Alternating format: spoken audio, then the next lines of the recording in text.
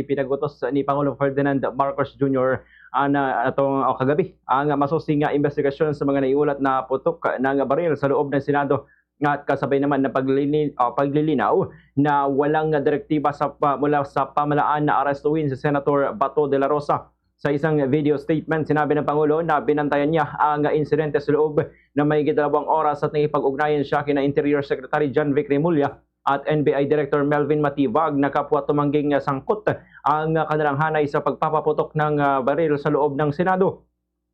Ayon sa Pangulo, inatasan na niyang umalis ang mga NBI agents sa lugar bandang alas 4 ng hapon matapos na hindi pagbigyan ng Korte Suprema ang hiling na temporary restraining order kaugnay naman sa pag-aresto kay De La Rosa at anya isumunod naman ng mga ito. Nilinaw rin niya na walang umiiral na utos para arestuhin ang senador.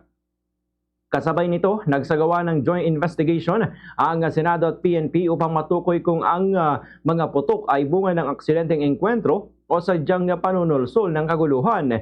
Matatandaang si De La Rosa ay may kinakarap na arrest warrant mula sa International Criminal Court kaugnay ng kasong crimes against humanity na may kaugnayan sa anti-drug campaign noong panahong siya ay hepe ng PNP. Ganito ang bahagi ng pahayag ni Pangulong Ferdinand Marcos Jr.